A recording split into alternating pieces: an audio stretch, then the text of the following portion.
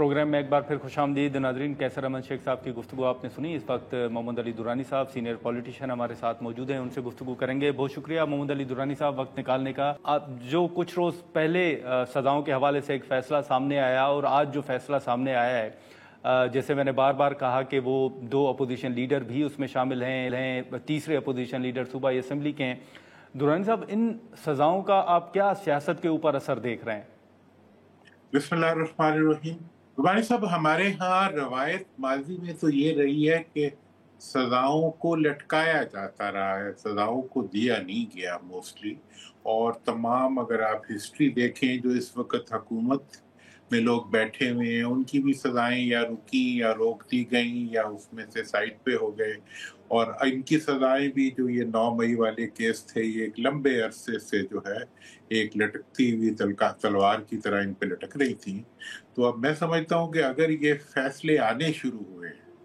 تو خیر, فیصلوں کا تو آگے ایک ڈیو پروسیس ہوتا ہے, لیگل پروسیس. اس کے اندر جو ان کے اندر بعض آبویس سی کمزوریاں نظر آ رہی ہیں قانونی طور پہ اور ایویڈنس کے ریفرنس سے ویکنیسز ہیں, توقع یہی ہے کہ آئندہ عدالتوں میں ان کو ریکٹیفائی کر دیا جائے گا.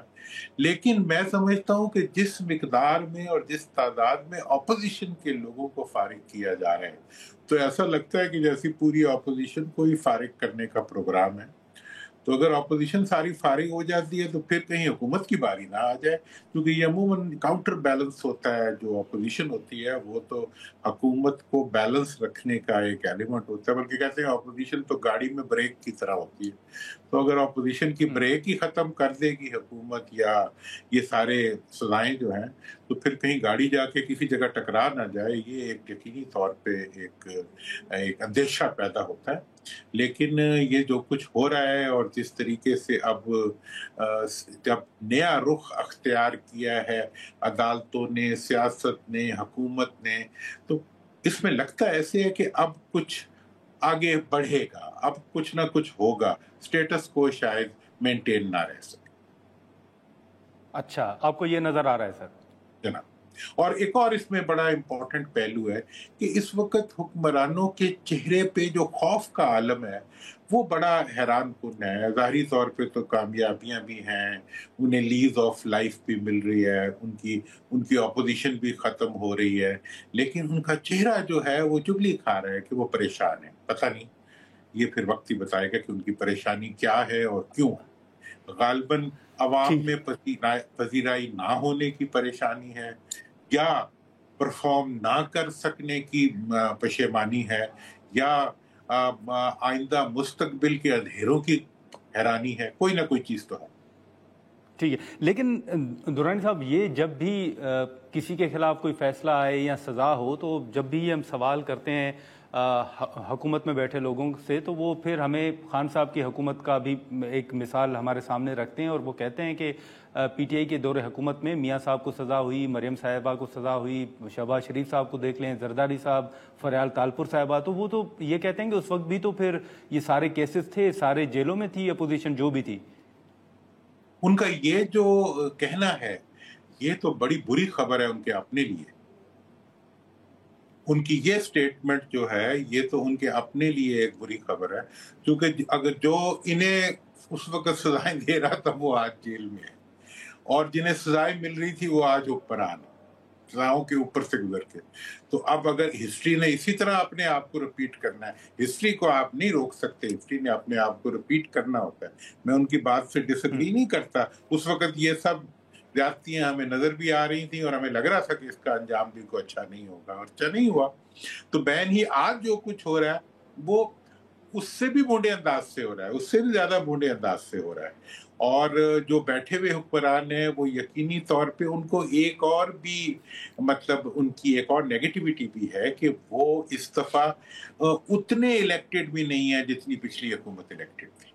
مطلب وہ تو سیمائی الیکٹڈ گورنمنٹ تھی, یہ تو ٹوٹلی ایک مطلب سلیکٹڈ گورنمنٹ ہے. تو اس لحاظ سے ان کا یہ جو استدلال ہے کہ انہوں نے یہ کیا تو اب ان کے ساتھ ہو رہا ہے, تو کہیں ان کے ساتھ بھی وہی کچھ نہ ہو جائے جو انہوں نے ان کے ساتھ اب ہو رہا ہے. ہاں لیکن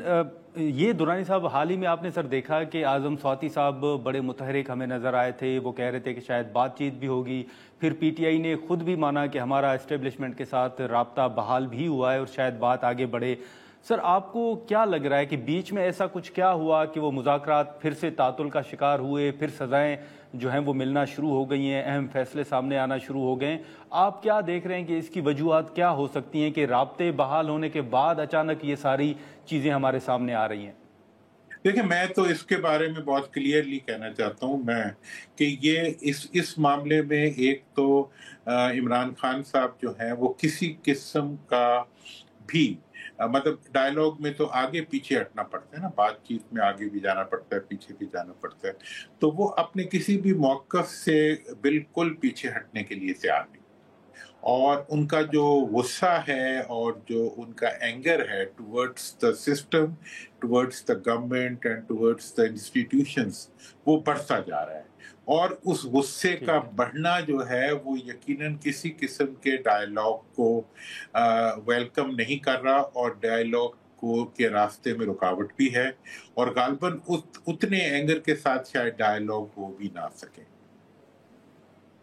اچھا، لیکن درانی صاحب آخر میں یہ بھی بتائیے گا کہ جو سسٹم کے حوالے سے اس وقت بات ہو رہی ہے، پارلیمنٹ کے اندر بھی ہم نے یہ گفتگو سنی ہے، کل ہم نے عرفان صدیقی صاحب سے بھی یہ سوال کیا کہ یہ جو ایک تاثر ہے کہ شاید 2.5 سال موجودہ حکومت رہے گی، 2.5 سال کے بعد شاید پیپلز پارٹی آئے گی یا میاں صاحب صدر بنیں گے، انہوں نے تو ان خبروں کی تردید کی ہے، لیکن آپ کو سر کیا نظر آ رہا ہے؟ کیا آپ واقعی سمجھتے ہیں کہ کوئی چیلنج ہے اس حکومت کے لیے، یا کوئی فارمولہ جو ہے وہ طے پایا تھا 2.5 سال کا؟ دیکھیں جی، 2.5 سال والا تو مجھے نہیں، مطلب ایسی کوئی اطلاع بھی نہیں ہے، مجھے گمان بھی نہیں ہے کہ اس قسم کا کوئی فارمولہ طے ہوا تھا، اور آج کی جو پارلیمنٹ کے اندر کی صورتحال ہے وہ بھی یہی بتا رہی ہے کہ اس قسم کی کوئی چیز جو ہے وہ مجھے نہیں لگتا کہ وہ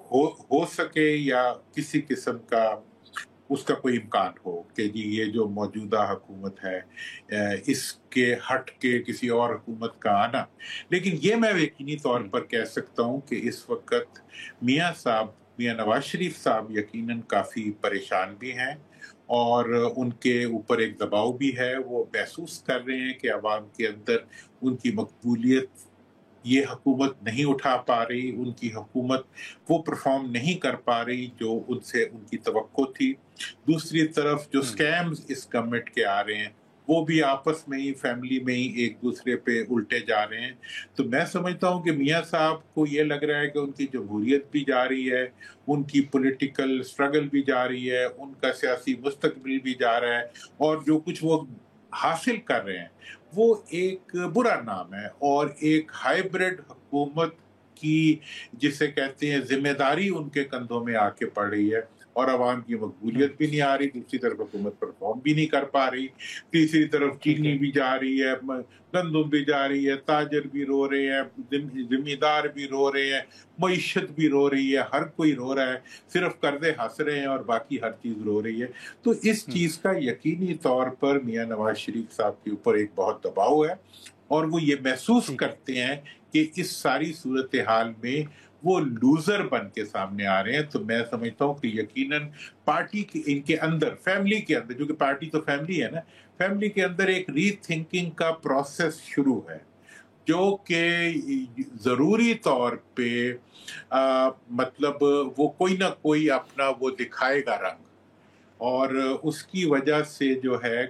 موجود، اور جو یہ جو سزاؤں کا سلسلہ شروع ہوا ہے، جس طرح سے اب اپوزیشن کا نمبر کم کیا جا رہا ہے، میں سمجھتا ہوں کہ یہ سارے انڈیکیٹرز جو ہیں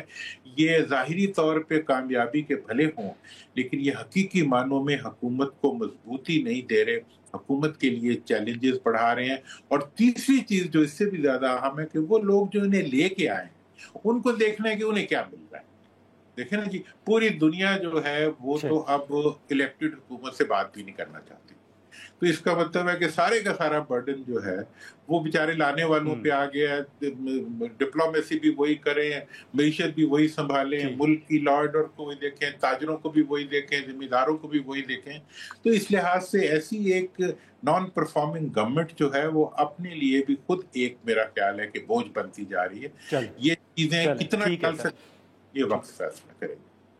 ٹھیک ہے درانی صاحب, بہت شکریہ سر وقت نکالنے کا. محمد علی درانی صاحب کی گفتگو آپ نے سنی. ہم یہاں پر ایک مختصر سا بریک لیتے ہیں اور پھر مزید گفتگو کو آگے بڑھاتے ہیں.